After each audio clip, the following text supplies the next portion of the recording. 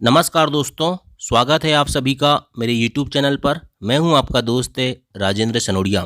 देखिए दोस्तों, आज शाम को मैंने अपने टेलीग्राम चैनल सनोडिया 91 पे सामान्य हिंदी यानी कि जनरल हिंदी का एक टेस्ट पेपर दिया था दोस्तों, जिसमें दोस्तों मैंने टोटल 20 प्रश्न इंक्लूड किया था। कितने प्रश्न थे टोटल?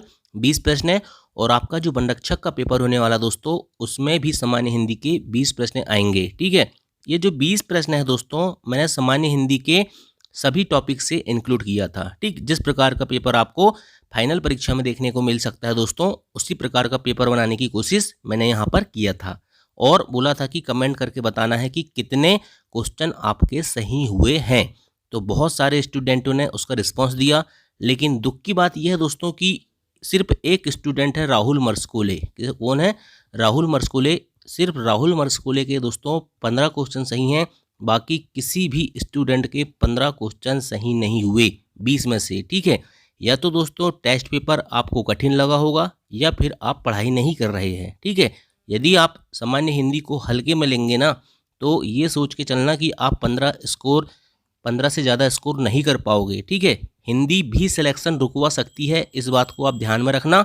और हिंदी को उतना ही महत्व देना जितना दोस्तों आप अंग्रेजी को दे रहे हो सकता है अंग्रेजी आपकी कमज़ोर हो तो उसको ज़्यादा समय दो, लेकिन इसका मतलब यह नहीं है कि आप हिंदी पढ़ना बिल्कुल छोड़ दो। ठीक है, चलिए शुरुआत करते हैं दोस्तों टोटल 20 प्रश्नों की, जिसमें मैंने आपको टेस्ट में दिया था, है ना। क्वेश्चन नंबर 1 था दोस्तों, संदेशनी मधुबन कूप भरे में कौन सा अलंकार है। ठीक है, मैंने अलंकार का एक सेपरेट वीडियो आपको दिया है। ठीक है, जहां हमने सभी प्रकार के अलंकार को पढ़े थे, शब्द अलंकार क्या होते हैं, अर्थ अलंकार क्या होते हैं। ठीक है, तो ये क्वेश्चन था दोस्तों, संदेशनी मधुबन कूप भरे में कौन सा अलंकार है। ठीक है, तो इसका राइट आंसर था दोस्तों अतिशयोक्ति अलंकार। ठीक है, option number D is a right answer. ठीक है, अतिशयोक्ति अलंकार क्या होता है दोस्तों, आपको पता है कि जहां कोई बात बढ़ा चढ़ा कर कही जाती है, वहां दोस्तों अतिशयोक्ति अलंकार होता है।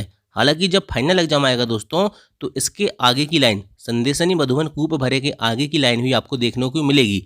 लेकिन आपको प्रैक्टिस इतनी करना है दोस्तों कि आप शुरू के 3-4 शब्दों को देख के ही ये समझ जाओ कि ये कौन से अलंकार का उदाहरण है। ठीक, इसलिए क्वेश्चन नंबर 1 का राइट आंसर था अतिशयोक्ति अलंकार, ऑप्शन नंबर डी। ठीक, चलिए नेक्स्ट देखते हैं दोस्तों, तरनी तनुजा तट तमाल तरुबर बहु छाए। क्या बोल रहा है? तरनी तनुजा तट तमाल तरुबर बहु छाए, इसमें कौन सा अलंकार होगा। ठीक है, तो इसमें दोस्तों अनुप्रास अलंकार होगा। कौन सा अलंकार होगा? अनुप्रास अलंकार होगा, क्योंकि ता वर्ड की दोस्तों यहाँ क्या हो रही है, पुनरावृत्ति हो रही है।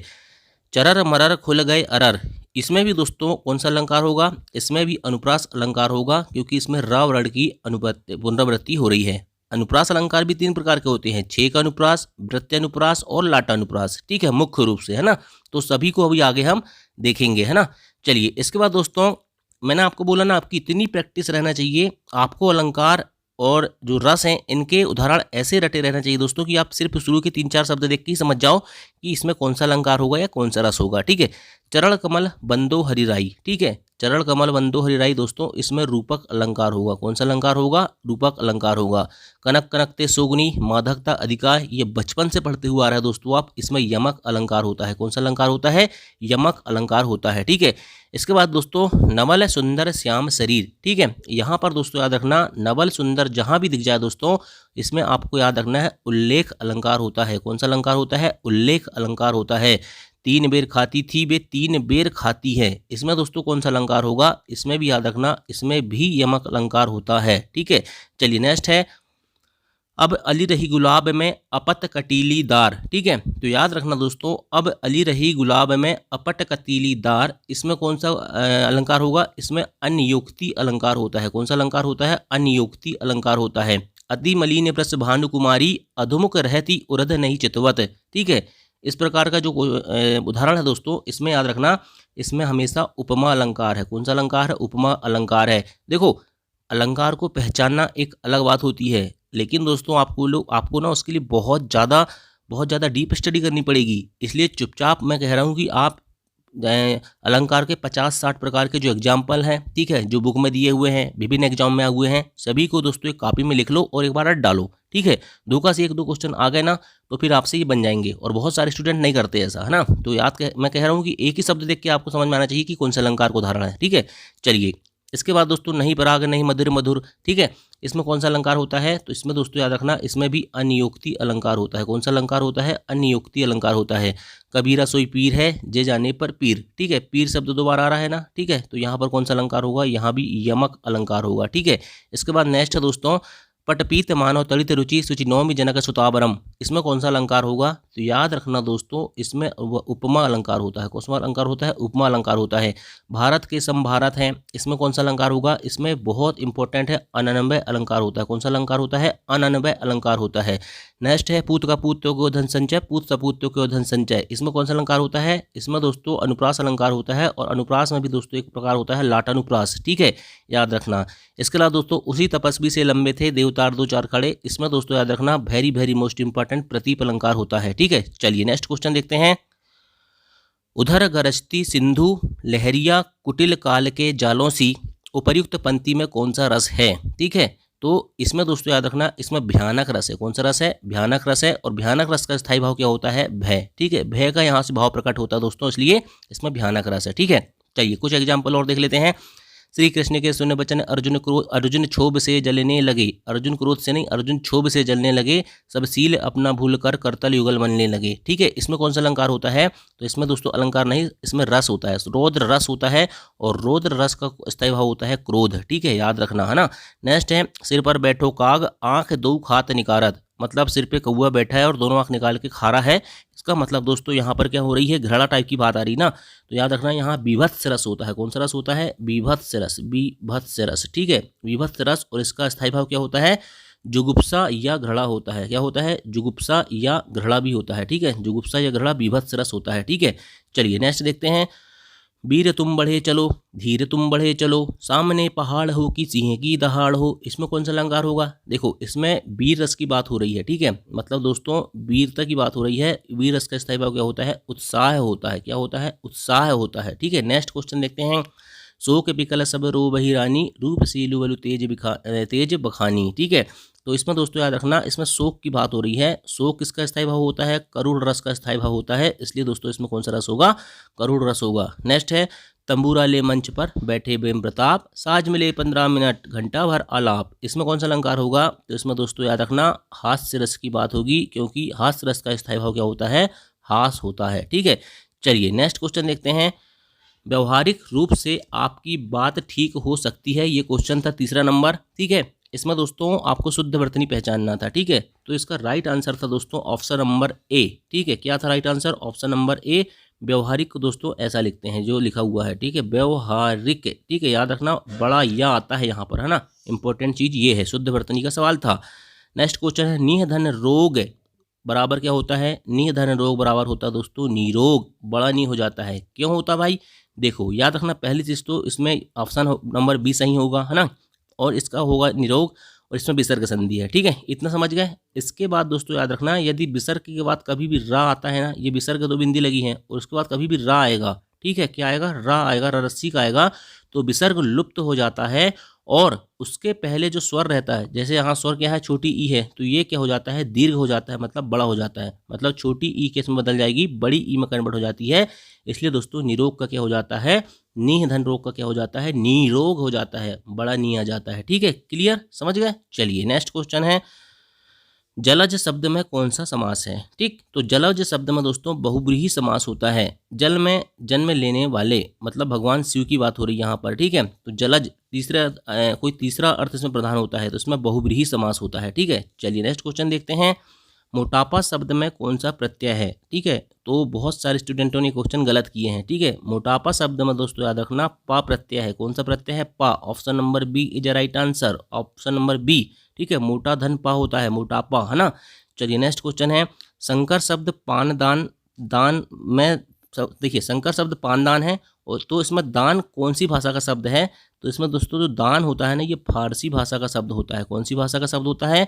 फारसी भाषा का शब्द होता है। जब मैं शंकर शब्द पढ़ा रहा था, तत्सम तद्भव देशज विदेशज, और शंकर शब्द पढ़ाया था दोस्तों, तो बताया था कि जहाँ दो भिन्न स्रोतों से आकर मिलते हैं, ठीक है, तो उसे क्या कहते हैं? शंकर शब्द कहते हैं। जैसे उदाहरण के लिए रेलगाड़ी होता है ना, रेल और गाड़ी, ठीक है, रेल अंग्रेजी का शब्द होता है और गाड़ी किसका शब्द होता है? हिंदी का, ठीक है, तो इसे शंकर शब्द कहते हैं। इसी प्रकार से पान दान शंकर शब्द है, और जो दान है दोस्तों ये फारसी का शब्द है, ठीक है। चलिए फारसी भाषा का। नेक्स्ट है हो सकता है राम का काम बन जाए, किस प्रकार का वाक्य है। तो दोस्तों ये देखिए इसमें क्या हो लग रहा है आपको, हो सकता है मतलब दोस्तों संदेह है, मतलब संदेह है कि काम हो भी सकता है और नहीं भी हो सकता है, ठीक है, मतलब संदेहवाचक है। किस प्रकार का वाक्य है ये, संदेहवाचक वाक्य है। Option number C is a right answer. ठीक, चलिए नेक्स्ट क्वेश्चन देखते हैं।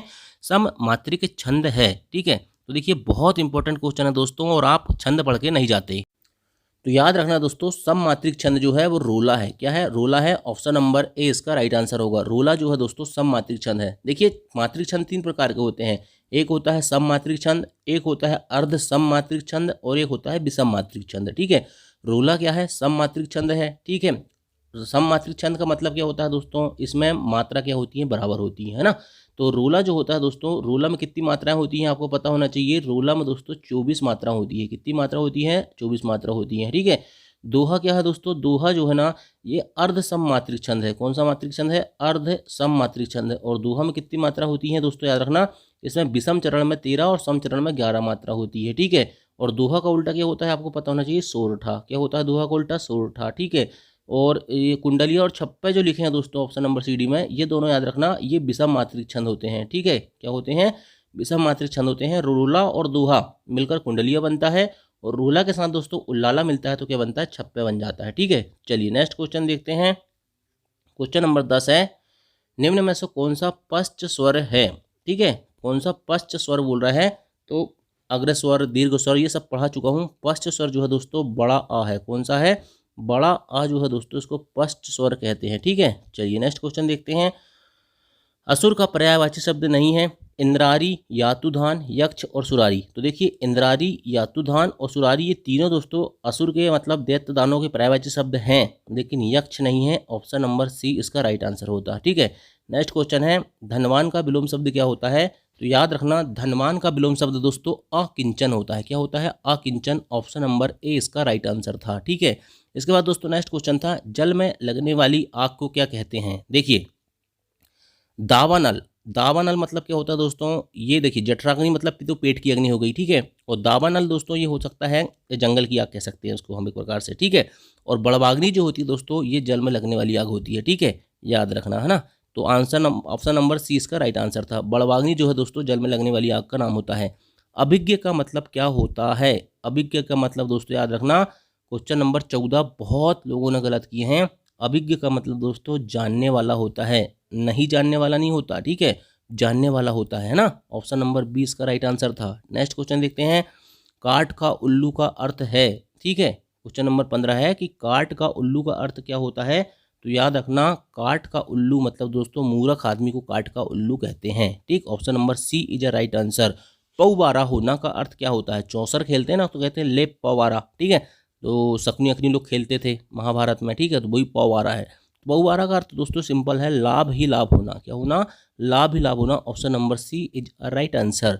नेक्स्ट क्वेश्चन, तत्सम तद्भव शब्द सुमेलित नहीं है। तत्सम शब्द क्या होते हैं, जो संस्कृत के समान होते हैं। तद्भव क्या होते हैं, जो संस्कृत से क्या हुए हैं, संस्कृत से अपभ्रंशित होकर क्या होके, अपभ्रंश होकर क्या बने हैं, तद्भव बनते हैं। ठीक है, तो गंभीर का गहरा होता है, गोपाल का ग्वाल है, धूली का धूरी, निम्ब का नीम नहीं होता, निम्ब का नींबू होता है। क्या होता है, नींबू होता है। ठीक है, ऑप्शन नंबर डी इसका राइट आंसर होता है। चलिए नेक्स्ट क्वेश्चन देखते हैं, आवृत्तिवाचक शब्द विशेषण। आवृत्ति मतलब समझ रहे हैं ना, पुनरावृत्ति। 4 ये आवृत्तिवाचक नहीं है, 10वां ये भी नहीं है। ठीक है, ये क्रमवाचक है। ठीक है, संख्यावाचक है, लेकिन तिगुना जो है दोस्तों याद रखना, ये 3 गुना जो है कहते हैं ना, ये आवृत्तिवाचक है। ऑप्शन नंबर सी इसका राइट आंसर होता है। ठीक है, चलिए नेक्स्ट क्वेश्चन है, कोई शब्द क्या है। कोई जो शब्द है दोस्तों इसमें क्या है, कोई मतलब कोई भी हो सकता है, अनिश्चयवाचक सर्वनाम की बात हो रही है। ऑप्शन नंबर 20 का राइट आंसर होता। नेक्स्ट क्वेश्चन है, सूम का विलोम शब्द क्या होता है। तो याद रखना सूम का विलोम शब्द दोस्तों ऑप्शन नंबर 20 का राइट आंसर होता, दाता होता है। क्या होता है, सूम का विलोम शब्द